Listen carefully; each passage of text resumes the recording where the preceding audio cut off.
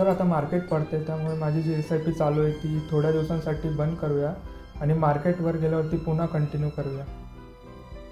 Very good. Market पडतं त्यावेळेला बंद करायची आणि मार्केट जेव्हा वाढेल त्यावेळेला चालू करायची. आपण SIP चालू केली, महिन्याला पैसे टाकतोय. त्याचा हेतू काय की आपल्याला थोडे थोडे युनिट जमा करायचे. मार्केट पडते तेव्हा SIPमध्ये युनिट्स जास्त ॲक्युमुलेट होते. मग जेव्हा स्वस्त आहे तेव्हा आपण विकतोय आणि जेव्हा वाढतंय तेव्हा आपण घेतोय. तर मला असं वाटतं ही एकदम चुकीची स्ट्रॅटेजी. जेव्हा स्वस्त असतं तेव्हा जास्त घेता आलं पाहिजे आणि आपण त्यासाठीच SIP चालू केलं आहे.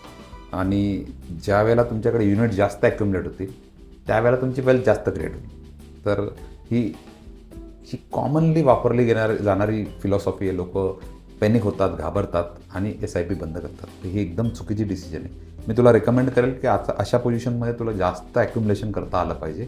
लक्षात घे, तर ती SIP बंद न करता ती SIP कंटिन्यू कर, जेणेकरून तुझे युनिट जास्त ॲक्युमुलेट होतील आणि तुझी वेल्थ जास्त क्रिएट होईल. याच्यानेच तुझा जास्त फायदा होईल.